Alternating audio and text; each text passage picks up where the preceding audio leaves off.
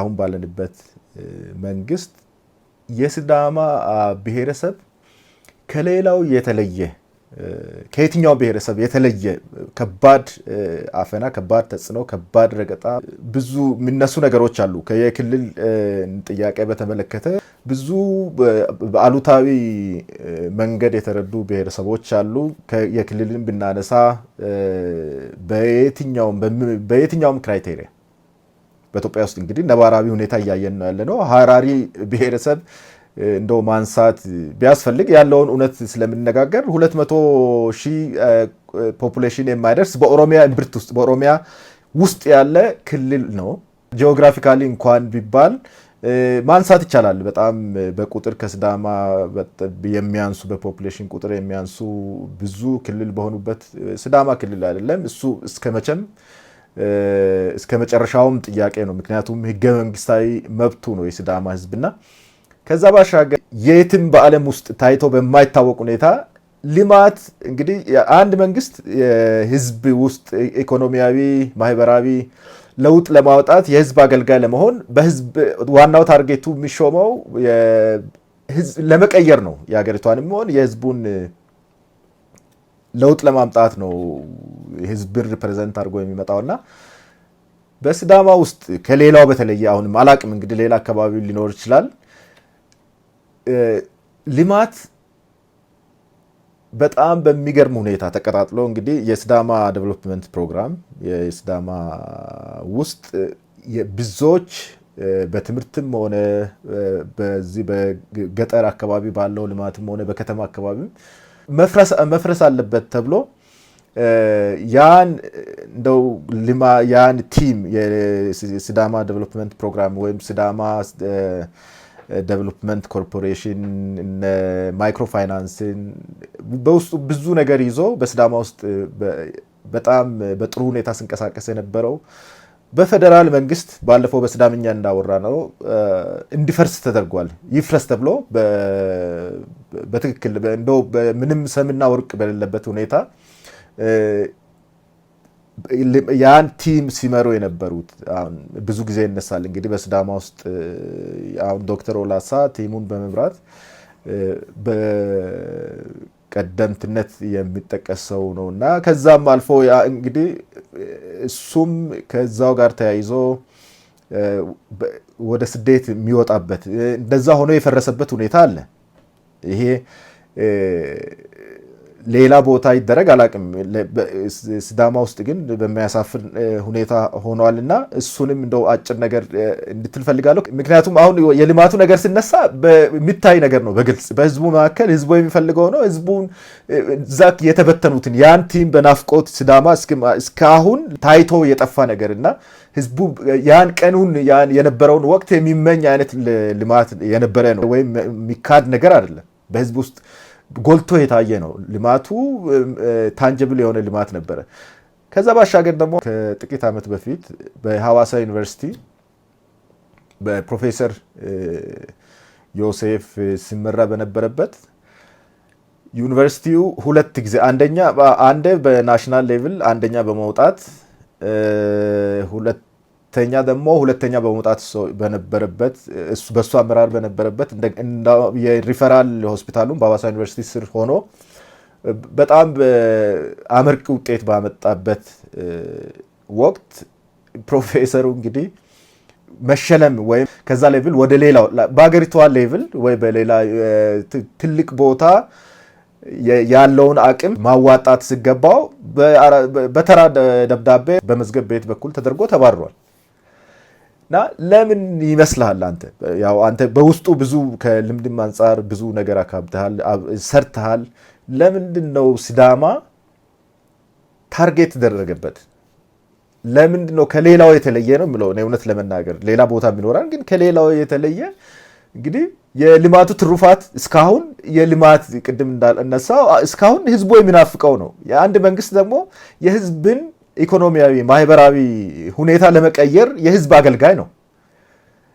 ልማት በእንደዛ አይነት መልኩ ተመቶ በልማቱ ውስጥ ቀደምት የነበሩት ሰዎች ለሀገሪቷም ትልቅ ነገር ሚና መጫወት የሚችሉ ሰዎች በአፍሪካ ሌቭል አሁን ሌላ ሀገር ሌላ ሀገር እየተጠቀመባቸው ነው ያለውና እንዲሁም የቅርብ ዓመታት ደግሞ የዩኒቨርሲቲውን ማስተር ለምንድን ነው ይሄ ነገር የሚሆነው? እውነት ሌላ ቦታ ሳለስ ሲዳማ ውስጥ ብቻ ነው እንደዚህ አይነት አጋጣሚዎች ያሉት? እና እስቲ ሁለቱን አያይዘ መልካም። በእርግጥ አሁን እኛ ያው በሲዳማ ውስጥ በተጨባጭ ሁኔታ የምናያቸው ነገሮች ስለሆኑ በእርግጥ በጣም ያንገበግበናል እና መረጃው በቅርበት ስለምናይ ማለት ነው። ሌሎች አሁን ወደ ኦሮሚያ ሲከድ ወደ አማርያ አካባቢ ሲከድ ያለው ከዛም የባሰ ሊሆን ይችላል እንደ የቆዳው ስፋቱ ማለት ነው። ለምሳሌ አሁን በኦሮሚያ አጠቃላይ ከሻኪሶ ወርቅ ጋር ተያይዞ የሚደረጉ ዝርፊያዎች፣ ሌሎች ደግሞ ከመሬት ጋር ተያይዞ በኢንቨስትመንት ሰበብ የሚደረጉ ዝርፊያዎች የኦሮሞ ተወላጆች አካባቢው ተወላጆች ለምሳሌ አሁን አዲስ አበባ በሚሄድበት ጊዜ ሴት ወንዱ በእነዚህ በአበባ ኢንዱስትሪ የጉልበት ሰራተኞች ሆኖ ተቀጥሮ ሲሄዱ ነው ጠዋት በሌሊት የሚታየው እና ዘግናኝ ነው። ቁልፍ ቦታ እንኳን የሚሰሩ የሉ። ስለዚህ በአጠቃላይ ሌላ አካባቢ ያለው ሁኔታ ከዚህም የባሰ ሊሆን ይችላል። እኛ ግን አሁን በተጨባጭ ወደ ሲዳማ አካባቢ ሲመጣ ቅድም አንተ ባነሳቸው ነጥቦች ለሲዳማ ህዝብ ተቆርቋሪ ሆነ ወይም ለልማት አንቀሳቃሽ ሆነ የምትቆም ከሆነ ወዲያው ነው የምትመታው። ምክንያቱም ምስጢሩ ምን እንደሆነ የአደባባይ ምስጢር ነው።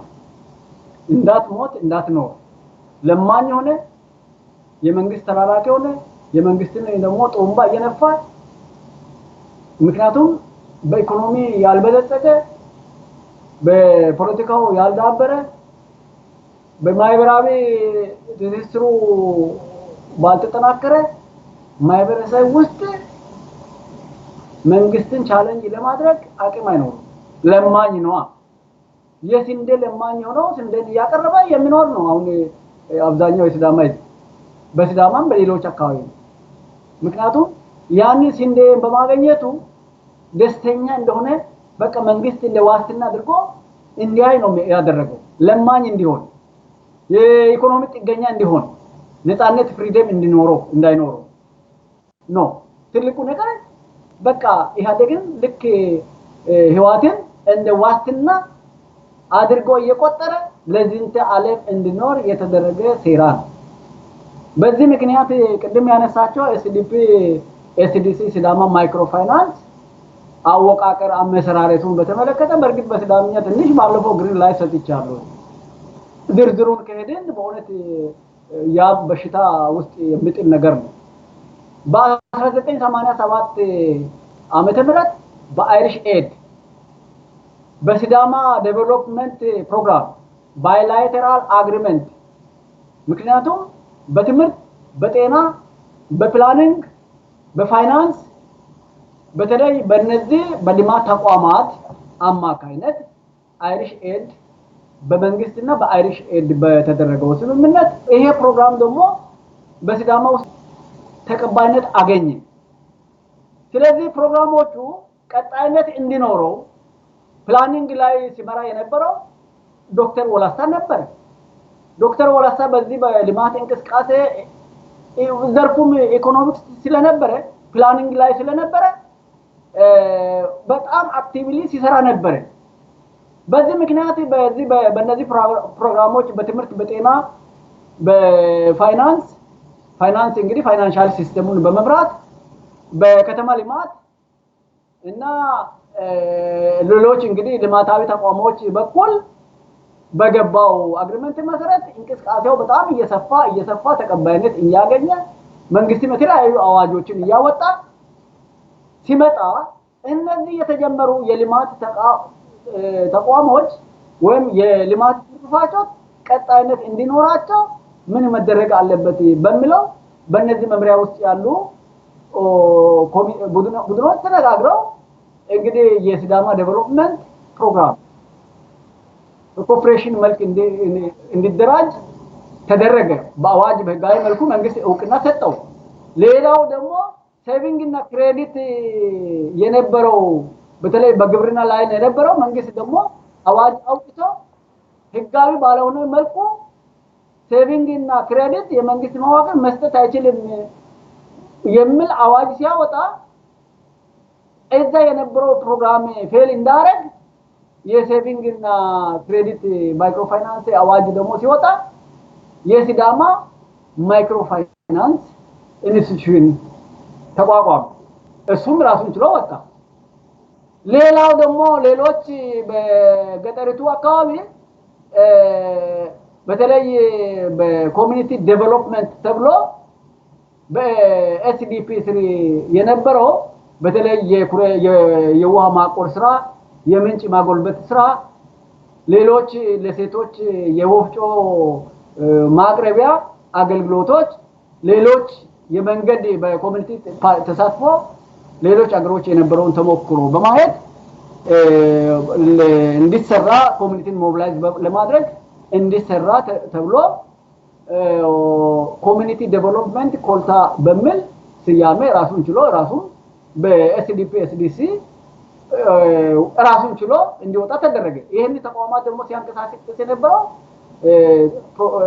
ዶክተር ወለሳ ነበረ በወቅቱ ምክንያቱም ካለው ከቴክኒካል ዕውቀቱ ካለው ለሲዳማ ካለው ኮሚትመንት የተነሳ ማለት ነው ዕውቀትም አለው ኮሚትመንትም አለው ሁለት ኪሎት ነው ያለው አንደኛ ለህዝቡ ለመስራት ኮሚትመንት ዴቨሎፕመንት ላይ ኮሚትመንት አለው ሁለተኛ ደግሞ ዕውቀትም አለው ከዛ ባሻገር የአይሪሽ ኤድ ውስጥ የሚሰራው ጆፍን የሚባል ሲዳማን በ10 አመት ውስጥ የካደጉት ክልሎች ወይም ካደጉት ጎራዎች ማሰለፍና ሞዴል ማድረግ ይቻላል በሚል ታሳቢ እንቅስቃሴውን በስፋት እንግዲህ ተጀመረ በዚህ ምክንያት ደግሞ ሲዳማ ሊለወጥ የሚችለው በትምህርት ነው አንደኛው የተማረ ኃይል ሲኖረው ነው ስለዚህ ቢኤ የነበረው ወደ ማስተርስ ፕሮግራም እንዲለወጥ በተለይ ቁልፍ ቦታ ያሉ መመሪያዎች ማለት ነው ዲፕሎማ የነበረው ወደ ዲግሪ ፕሮግራም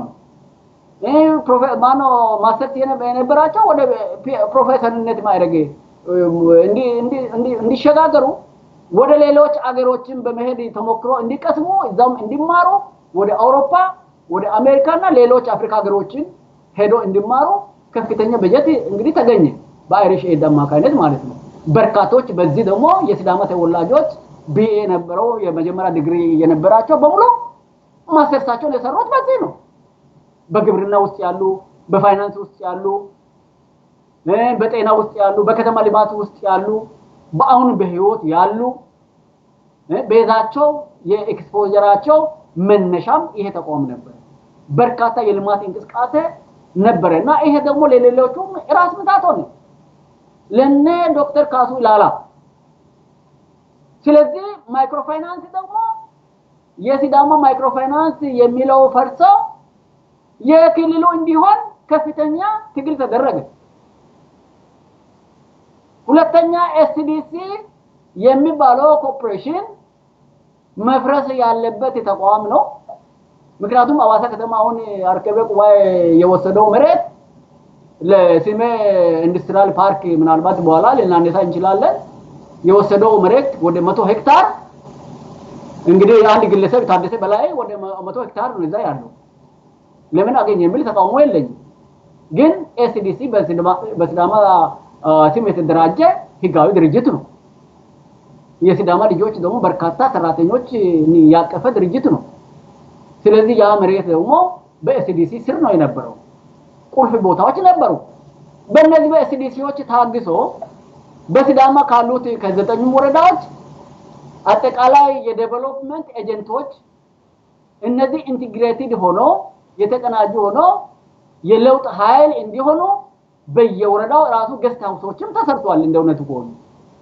እዛው ገስት ሃውስ አካባቢ የመመገቢያ ሲስተሞች እርስ በርስ የሚመጋገብ ተቋማት ተሰርቷል መንገዶች ተሰርቷል የትምህርት ተቋማት በርካታ ትምህርት ተቋማት የተሰራው በሲዳማ ውስጥ በኤስዲሲ በኤስዲፒ በእነዚህ በኮልታ ኮሚኒቲ ዴቨሎፕመንት ተቋማት ነው ከፍተኛ የልማት ሙቭመንት ተነሳ ይሄ ደግሞ እንቅስቃሴ ክልሉም ሆነ ለሌላው አልተመቻቸውም የሲዳማ ህዝብ እድገት የሌላው ህዝብ እንደሆነ የማይዋጥላቸው በርካታ ሰዎች ተፈጠሩ ሲዳማ ለማኝ ከሆነ ሌላውም እኮ በመልካም መኖር አይችልም ይሄንን ደግሞ ትርጉም ሌላ ጋር ይሰጡና ሲዳማ ራሱ መንግስት ሊሆን ነውና እነዚህ ተቋማት ካልፈረሱ ለክልሉ ጠንቅ ነው የሲዳማ እድገት ለሌላው ክልል ለክልሉ ጠንቅ የሚሆንበት ምንም ምክንያት የለም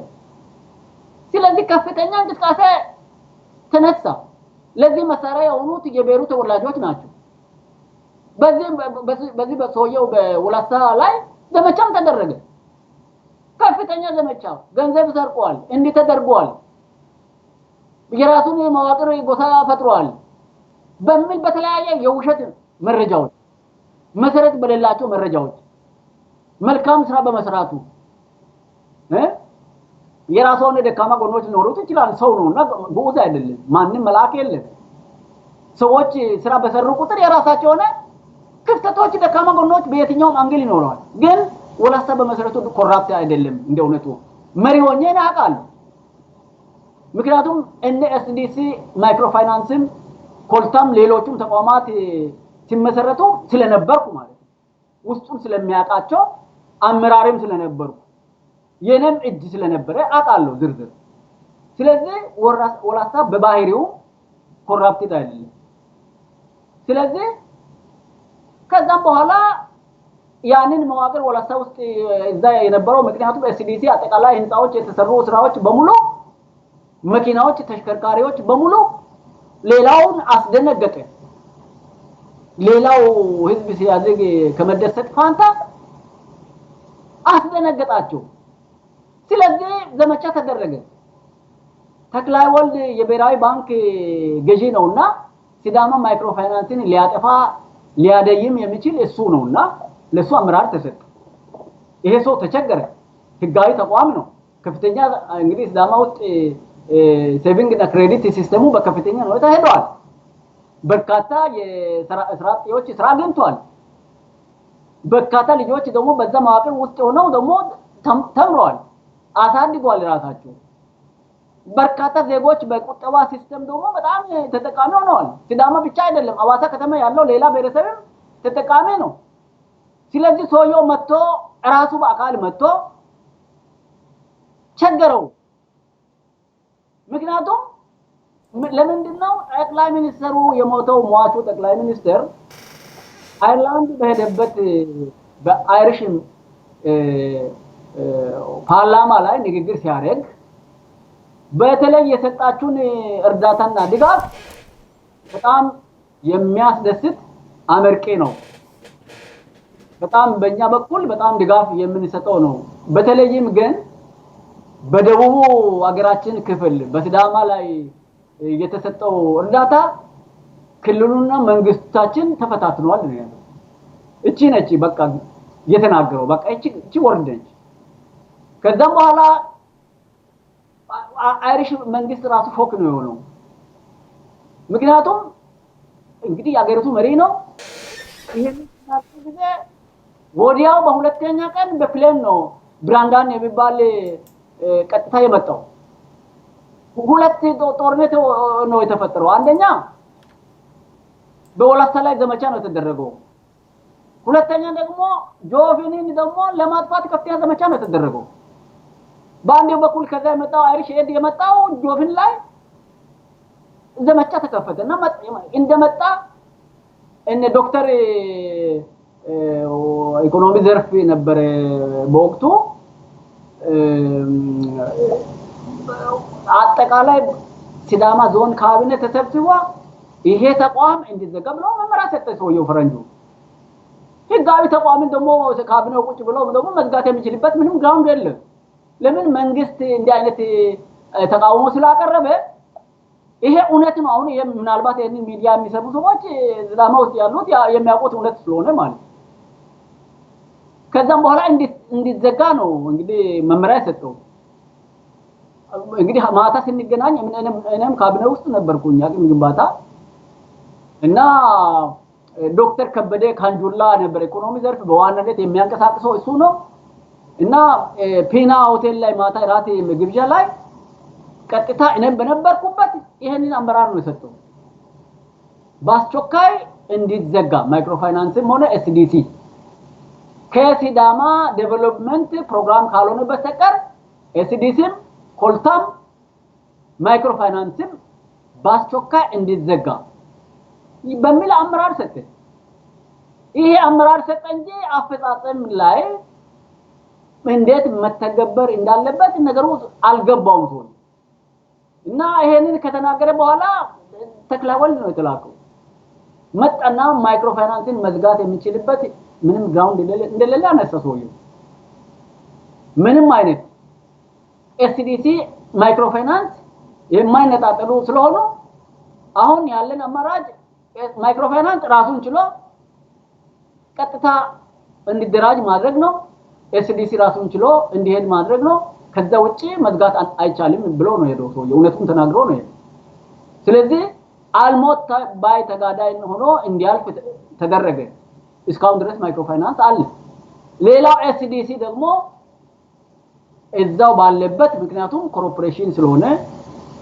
ቢዝነስ ተቋም ስለሆነ እዛው እንዲመክን ተደረገ መሬትም ደግሞ ኤስዲሲ ስለ የነበረው በኢንዱስትሪያል ፓርክ ደግሞ እንዲወሰድ ከዩ እንዲነጠቅ ተደረገ ሌሎች ቦታዎች ነበሩ ወላሳም ደግሞ ከአገሩን ጥለው የተወለደበትን አገር ጥለው እንዲሰደድ ተደረገ በግሩ ነው ኬንያ የገባው እና ከሄደች በኋላ ነው እኛ የሰማነው እና ወላሳ በግፍ ተባረረ ሲዳማ ውግንና ላይ እኔ አንዴ በጣም የገረመኝ ባለፈው እዚህ አሜሪካ ዲሲ ደሰደልከ መጥቶ የሲዳማ ተወላጆችም ሆኖ የደቡቡን ለማሰባሰብ ሞክሯል እንግዲህ ዲሲ አካባቢ ያሉት የሲዳማ ተወላጆች እዛ አልሄዱ አንድ አራት ሰው ነው ሄደው እንግዲህ በሪከርድ የተቀዳ ቪዲዮ በእጃችን አለ ካስፈለገ ቴክስት እናደርጋለን ልታሰማት ይችላል እና በጣም የገረመኝ ነገር አንዱ የሌላ ብሔረሰብ ተወላጅ ነውና እኔ የሲዳማው አጠቃላይ የአገራችን ምሁራኖች ለምንድን ነው የሚሰደዱት ለምንድን ነው ወደ ቀያቸው ተመልሰው ለአገሪቱ የራሳቸውን ድርሻ ሚና እንዲወጡ ለምን አይደረጉም ለምሳሌ ከሲዳማ መነሻ ብናረግ የሲዳማ ተወላጅ የነበረ ዶክተር ወላሳ በአሁኑ ሰዓት በአፍሪካ ዴቨሎፕመንት ልማት ባንክ ላይ ከፍተኛ ሚና እየተጫወተ ነው ያለውና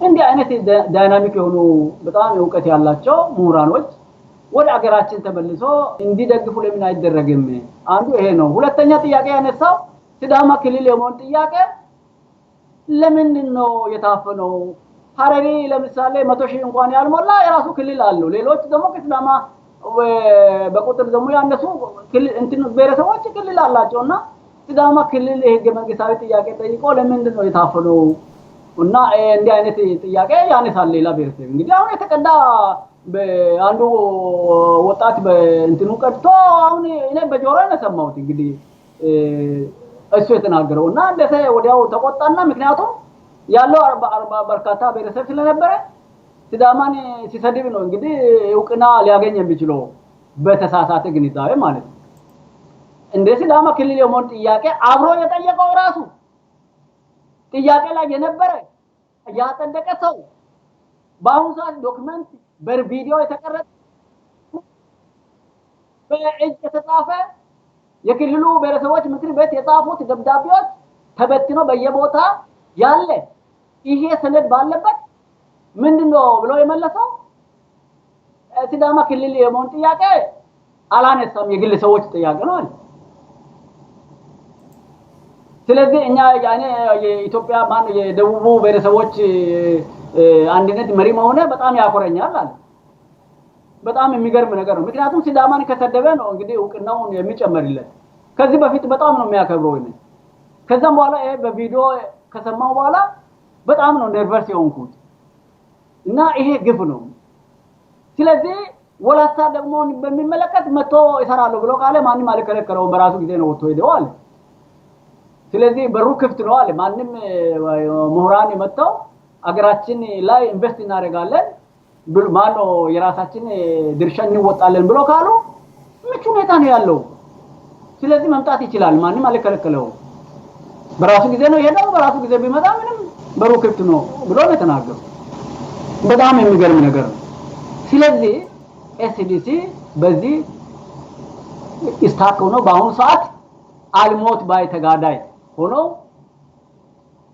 ግለሰቦች የራሳቸውን ዘመድ መዋቅር አስቀምጠው ምናልባት እዛ የሚሰራ ሰው ዘመን ላይሆን ይችላል ግን የግለሰቦቹን ጥቅም ማስከበሪያ መሳሪያ ሆኖ ነው ያለው አልሞት ባይ ተጋዳይ ሆኖ ሌላው ቅድም ያነሳው ለሲዳማ የሚወገን ለሲዳማ ብቻ ሳይሆን ለአማራም ለኦሮሚያም ለሌሎች ብሔረሰቦችም የሚወገን እንደ ኢባብ ነው የሚከተከተው ይባረራል ይታሰራል ይሞታል ይታወቃል በግልጽ ነው ፕሮፌሰር ማኖ ዮሴፍ ማሞ ወደ አዋሳ ዩኒቨርሲቲ ፕሬዝዳንት እንዲሆን መነሻው እንዴት ነው ዮሴፍን ወደ አዋሳ ዩኒቨርሲቲ ፕሬዝዳንት እንዲሆን ያደረገው መነሻው ምንድነው ቢባል ሲዳማ ክልል የመሆን ጥያቄ በጠየቀ ጊዜ ይህን ጥያቄ ለማቆላሸት ፕራይም ሚኒስተሩ አዲስ አዋሳ ሄደው የሲዳማን ህዝብ ለማመጥ ጊዜ አዋሳ ዩኒቨርሲቲም ሐዋሳ ተብሎ የሚጠራው ሐዋሳ እንዲሆን ተደርጓል እንዲሆን ወስኛለሁ የዩኒቨርሲቲም ደግሞ ፕሬዝዳንት ሌላ ነበር በወቅቱ ሲዳማ እንዲሆን የራሳቸው የቤሩ ተወላጅ እንዲሆን ወስኛለሁ ምክንያቱም የአካባቢው ኢንቨስተሮች ለአካባቢው ህብረተሰብ አገልግሎት የሚሰጡ መሆን መቻል አለባቸው ባለው በተናገረው መሰረት ነው የሰው ሄዶ ስልጣኑን ያዘው ምክንያቱም በወቅቱ የትምህርት ዝግጅት ያለው እሱ ስለነበረ ከሌሎቹም በተሻለ አቅም የነበረው ሰው ስለነበረ ፕሬዝዳንት ሆኖ ተሾመ ግን በጣም በሚገርም ሁኔታ በተረጋጋ ሁኔታ በርግጥ ዩኒቨርሲቲን በጣም መርቷል በርካታ ደግሞ የብሔሩ ተወላጆችም በተለያየ ዘርፎች ደግሞ እንደገቡ ምን ያውቃል በክህሎታቸው በእውቀታቸው ምክንያቱም እዛም ራሱ የሚገባበት ዝግ ነበር በሩ እሱ ደግሞ በነበረው እንግዲህ ኃላፊነት ያንን ኃላፊነቱን ተደግሞ በርካቶች ደግሞ እዛ መምህራን እንዲሆኑ እዛ ደግሞ ሌሎች ተማሪዎች ሆነው እንዲማሩ ሌሎች የመንግስት ሰራተኞች የታፎች እንዲሆኑ ሌሎች ደግሞ የጥበቃም ሌሎች እንዲሆኑ ምክንያቱም ትክክለኛም አካሄድ ስለነበረ በጥበትም ሳይሆን ሌሎችም ሳይጋፋ እንደዛ አይነት ስራ ተሰራ ያ ደግሞ ጥላቻ ውስጥ ከተተው ሌላው የዛ ጥላቻ ሪፍሌክሽን ወንድማችን ወይም በወቅቱ ትምህርት ሚኒስቴር የነበረው ሽፈራ አስቆጣው ለምን ኃይለ ማርያም ስለተቆጣ ኃይለ ማርያምን ለማስደሰት የግድ ዮሴፍን ማስቀየም መቻል አለበት ምክንያቱም ሲዳማን በመሳደብ ሲዳማን በማሰር በማፈን በኢህአደግ ዘንድ ከፍተኛ ተደማጭነት እንዲታገኝ ያደርጋል ይሄንን ያቃል ምክንያቱም የሾመው ህዋት ኢህአደግ ነው እንጂ የሲዳማ ህዝብ አይደለም እንዴት እንደተሾመ እንዴት እንደሄደ ያቃል ይሁንታ ያገኘው እዛ ይሁንታ ሲያገኝ ነው እንግዲህ ኤምፓወርድ ሊሆን የሚችለው ሲዳማ ይውቅና ከሰጣው ያው እንደሚባረር ያቃል ስለዚህ በጣም በሚገርመው ሁኔታ ፕሮፌሰር ዮሴፍ እኔም ነበርኩ እዛ ነበርኩና በጣም የገረመኝ ሄጀም ጠይቅ በአካልም ደግሞ እስከ ቢሮ ድረስ ሄጃለሁ በርግጥ እሱን ባላገኝም ሌሎቹን ጠይቄያቸዋለሁ ነገሩ በጣም አስደንጋጭ ነበር ሌሎች በጣም ተማሪዎች እዛ ያሉት በጣም ከፍተኛ እንቅስቃሴ ሲያደርጉ ነበር ቀጥታ ምንድነው ያደረገው በፋክስ እንግዲህ ውጭ ሀገር አልሄደም ምናልባት ራሱ ያመቻቸው ነገር ሊኖር ይችላል አልሄደም ያለ እኔ እውቅና አገሪቱ ችግር በነበረች ጊዜ ለማሄድ ደግሞ ዝግጅት አድርጋለሁ ነው ሄዳል ብለው ቀጥታ ደብዳቤ ለማን ነው ቢጽፈው እሱ ደግሞ የአዋሳ ሬፈራል ሆስፒታል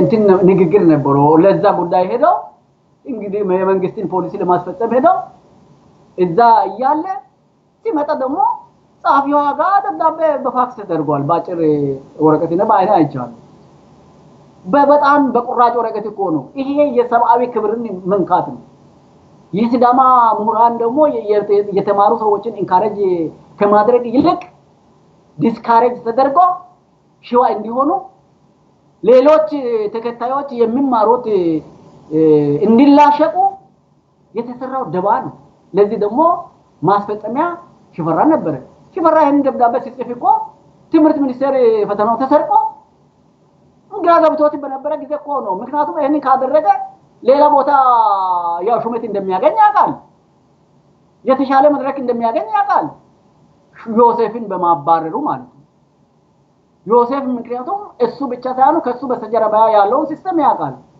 ይሄንን ደግሞ ካደረገ ደግሞ የሌላው ሞራል መምታት ደግሞ እንደሚችል ያውቃል እሱ ሞራሉ ከፍ እንደሚል ያውቃል ስለዚህ በዚህ ምክንያት ፕሮፌሰር ዮሴፍ በጣም በሚያስገርም ሁኔታ ተባረረ በጣም የሚገርም ሁኔታ ነው ከዛ ብቻ መባረር ብቻ ሳይሆን እኔ ወደ አሜሪካ ሲመጣ እሱም ደግሞ የሚመጣበት ከመጣው በኋላ ከሁለት ነው ከሶስት ሳምንት በኋላ እንዲመጣ ሁሉ ተደርጎ ማን ነው እንዲመጣ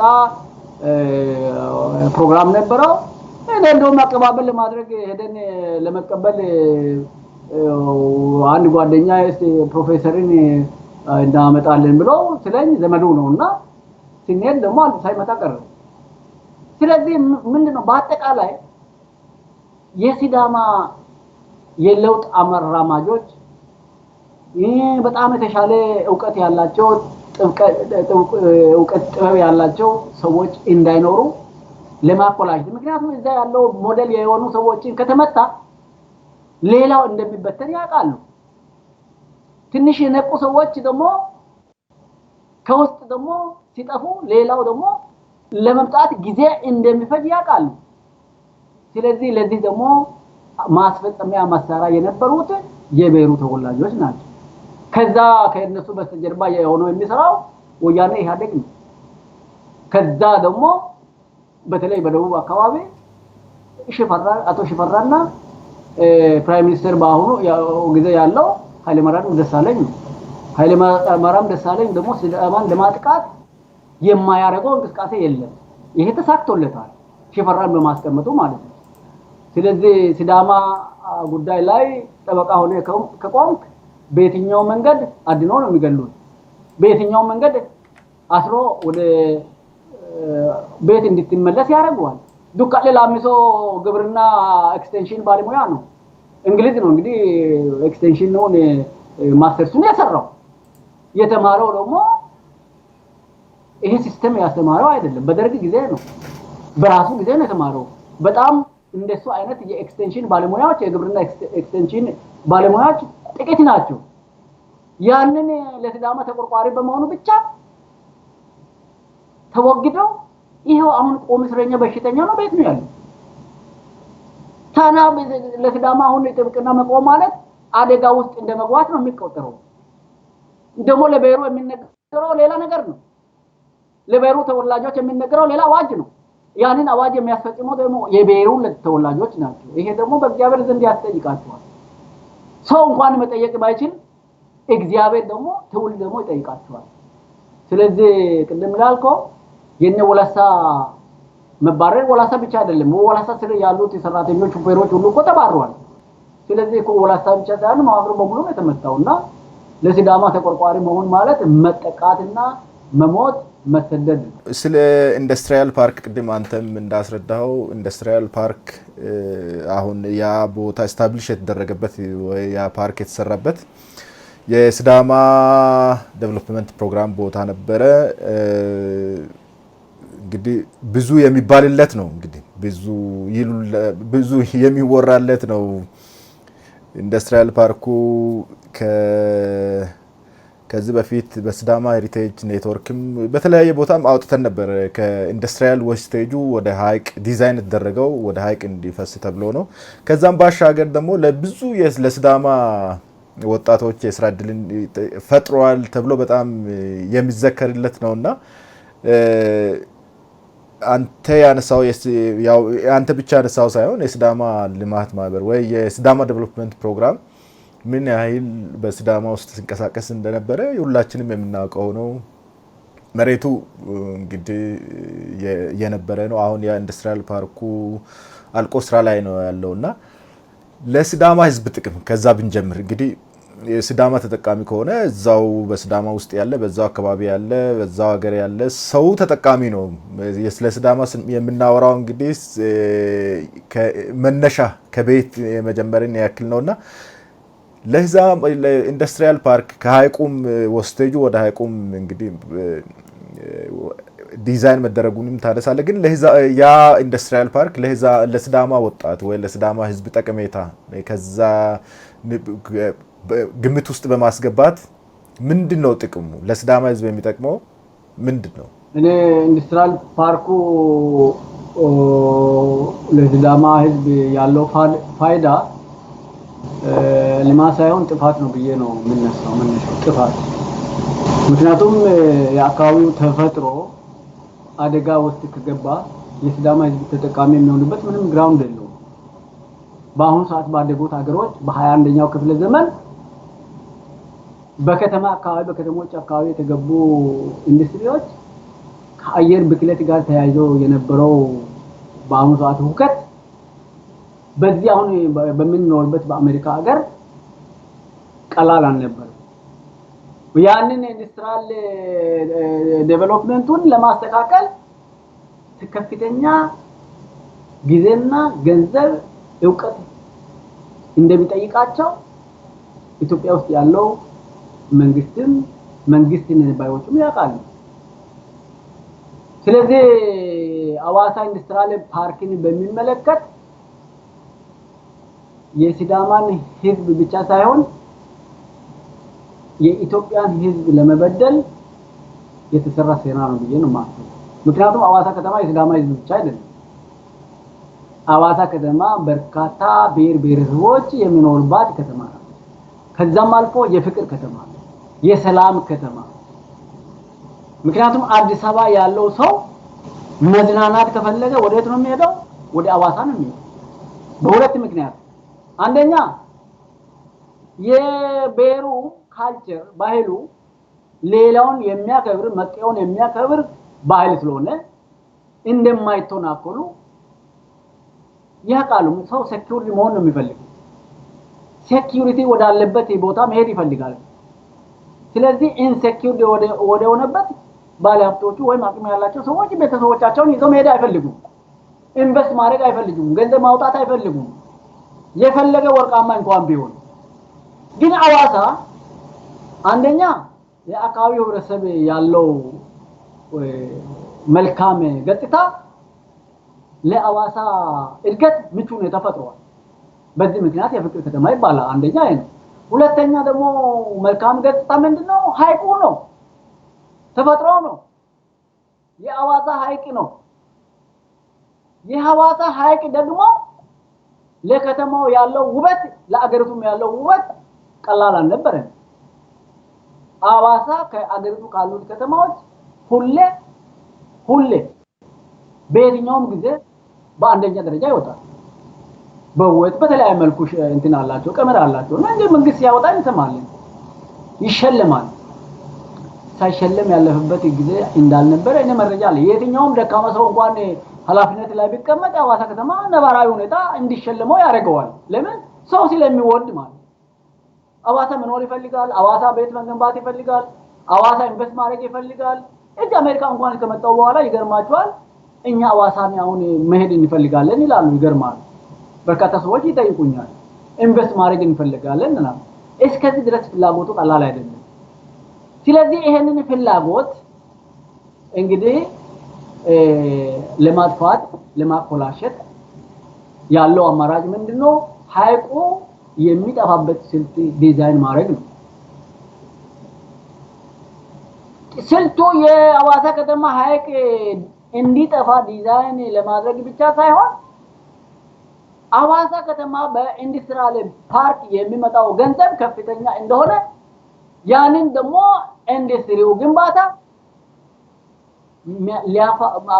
ማስፈጸም የሚችለው የህዋት ቁልፍ አመራር አርክበ ቁባይ ኢኮኖሚውን ሳክ ለማድረግ ለመበዝበዝ ምክንያቱም ከውጭ መንግስታት ጋር ኩባንያዎች ጋር ካምፓኒዎች ጋር አዋሳ ያለው የአዋሳ መዋቅር አይደለም አግሪመንት የሚፈጥረው ማይክላዊ መንግስት ላይ ደረጃ ያለው ነው ምክንያቱም ኢንዱስትሪ ግንባታዎች ማይክላዊ መንግስትን ነው የሚመለከተው በህጉ መሰረት ማለት ነው አስቀምጦ እነሱን አስቀድሞ ዲዛይን አድርጓል ስለዚህ በኤስዲሲ ስለ ነበረው መሬት ያ ክፍተት መሬት ለነሱ በአጭር ጊዜ ውስጥ ከፍተኛ ገንዘብ ለማግኘት ምክንያቱም እነዚህ የውጭ ባለ ሀብቶች ሩቅ ቦታ ከፍተኛ ወጪ ወደሚያወጣበት ስፍራ መሄድ አይፈልጉም ምክንያቱም አጠቃላይ የማብራት አቅርቦት እና የተለያየ እንትኖች አክሰሶች ደግሞ ያለው ከተማ ውስጥ ስለሆነ ከተማ ውስጥ ደግሞ ያለው መሬት ሰፊ መሬት ስለነበረ ያ ሰፊ መሬት ደግሞ በኤስዲሲ ስር ነው ያለው በስዳማ እጅ ነው ያለው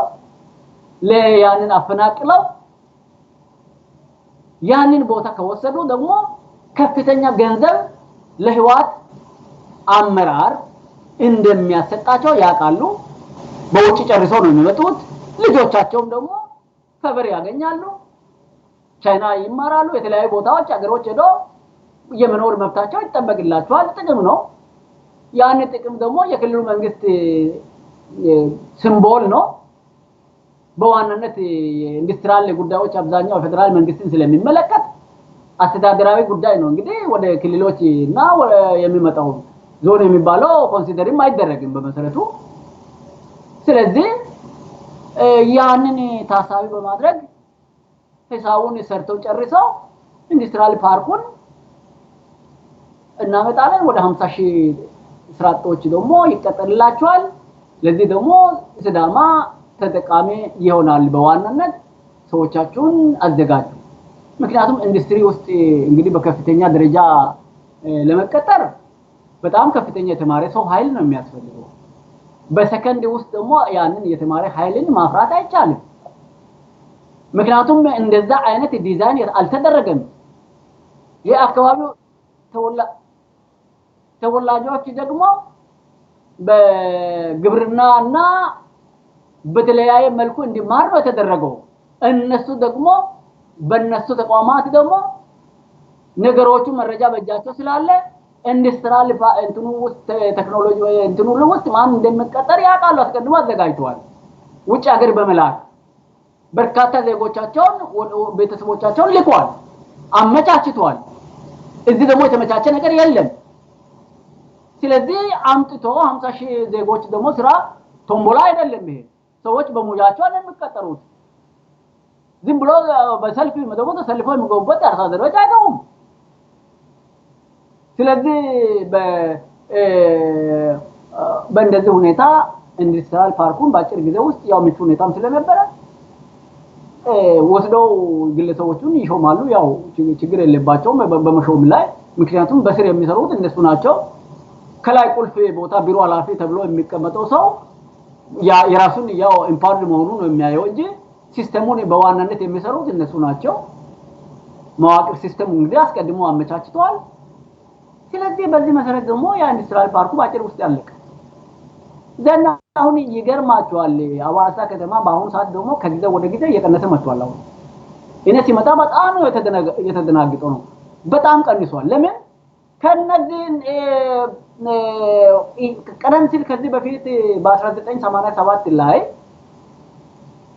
የአዋሳ ዱቄት ፋብሪካ እና የዛ የጨርቃጨርቅ ፋብሪካ ሊከጅ አካባቢውን ህዝብ ሀይቁን ብቻ ሳይሆን ህዝቡን ነው የበከለው ሀይቁ አሁን በዛ መሰረት አሁን ለምሳሌ እንደው የሚያይ ሰው ታዛቢ ለመሆን ሀይቁን አሁን ለምሳሌ ምንጩ ዋና የሀይቁ ምንጩ ያለው ወደ ዳሾ አካባቢ ነው ከወንዶ ገነት ጋር ተያይዞ ዋናው በልቱ ምንጩ እዛ ነው ያለው አሁን የአዋሳ ጨርቃጨርቅ ፋብሪካ ቀደም ሲልም ያው ያለ ጥናት የተመሰረተ ስለነበረ የሚወጣው ፈሳሽ ኬሚካል ህዝቡ ላይ ከፍተኛ ተጽዕኖ ያመጣው የሚወለዱ ህፃናት ምክንያቱም ሰዎች አንደኛ ውሃ ከዛ ይጠጣሉ ግድ የላቸውም የተመቻቸ በማሟ የተጣራ ውሃ የለም ቀርቶ ነው ከዚህ በፊትም እንደነበረ በባህላዊ መልኩ ነው የሚጠጡት። ሁለተኛ ደግሞ ከብቶች ደግሞ ሳር ግጦሽ የሚበሉት ከዛ ነው። በዚህ ምክንያት ደግሞ የሚያረጉ ሴቶች ጭንገፋ ይገጥማቸዋል አንድ። ሁለተኛ የሚወለዱ ህፃናት አንካሳ አካለ ጎዶሎች ናቸው ወይም አይናቸው ላይ ወይ በሰውነታቸው ላይ ችግር ይፈጠራል። በዚህ ምክንያት ደግሞ አመለከቱ እኔም ነበርኩ ኃላፊነት ላይ ስለነበርኩኝ ምክንያቱም በወቅቱ የአላሙዲን ቺፕውድ ፋብሪካ እንዲቋቋም ያው እነብቶም ፕሮፖዛል አቅርቦ ነበርና እኛ በካቢኔ ደረጃ ተነጋገርን ሄደን አየን በአካል አለቀስን ከባድ ነገር ነበር። ለማዕከላዊ መንግስት ውሃ ማዕድን ኤነርጂ ሚኒስቴር ሽፈራ ጃርሶ ነበር እዛ ቀረበ ነገሩ።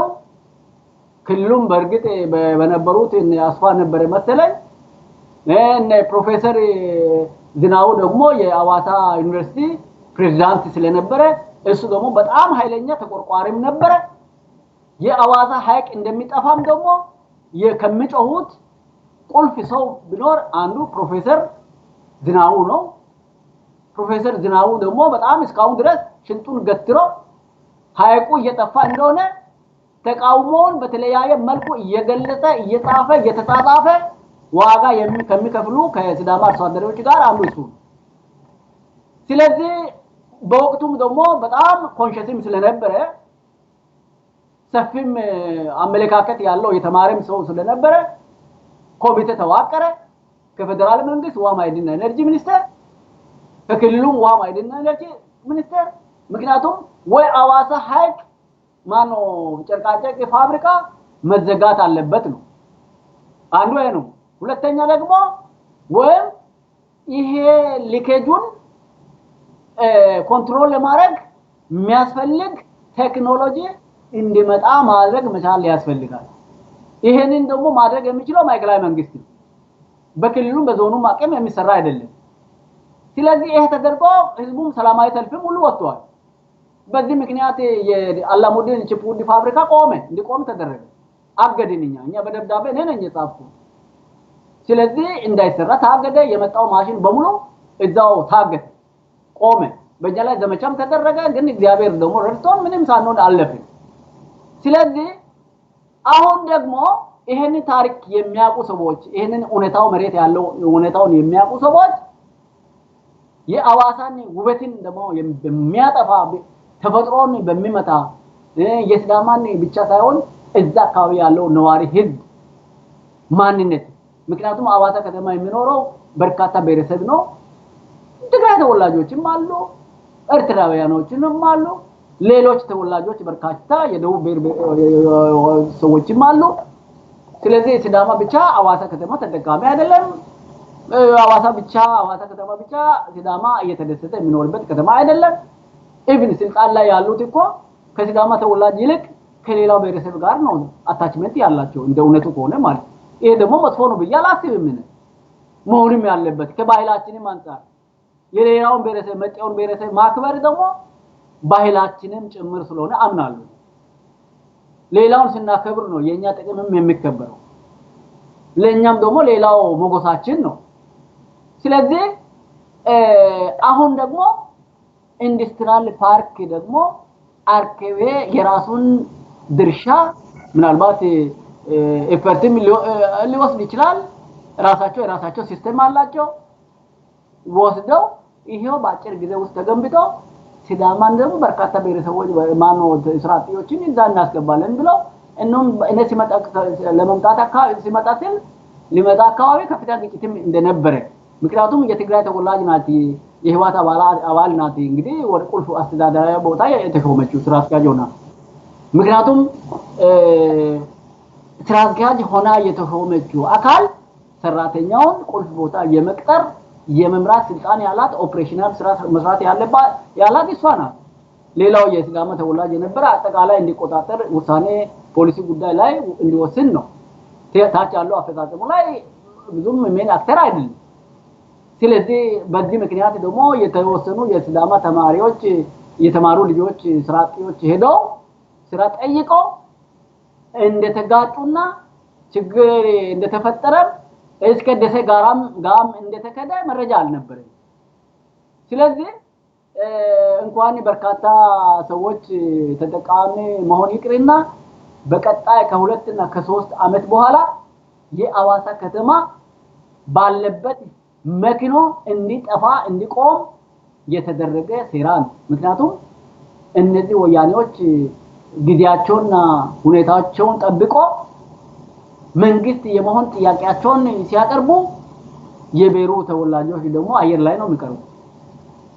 ስለዚህ የአዋሳ ውበት ደግሞ እዛው ያከትማል። ከአዋሳ ሐይቅ ጋር ተያይዞ እዛው ይሞታል። ከዚህ ደግሞ ሲዳማ ተጠቃሚ የሚሆነው ምን ሎጂክ አለ? አዋሳ የተባለው እኮ አዋሳ ሐይቅ ስላለ ነው። ስለዚህ ተጠቃሚ ሊሆን የሚችልበት እንኳን ስራዎች ይቅርና በሌላ መልኩ መተጠቃሚ የሚሆንበት ምንም ግራውንድ የለም። ምክንያቱም መሬቱ ተወስዶ አሁን ለኤስዲሲ የተሰጠው 25 ሄክታር ያን ለማስፈጸም እንኳን ጉሉ አቅም የላቸውም። እዛ አውሮፕላን ማረፊያ እኔ መረጃ አለኝ ሄጄ በአካል ጠይቄያለሁ ስራ አስኪያጁን አሁን ኤስዲሲ ስራ አስኪያጅ ለዚህ ደግሞ ተተከ የተሰጠው መሬት የታለ ብዬ ጠየቅኩት። የተሰጠውን አሁን ለቴድሮስ ማስፈጸም አልቻሉም፣ ውሳኔ አልሰጡም። ምክንያቱም የክልሉ ስራና ከተማ ልማት እነ ደሴ ናቸው የሚወስኑት።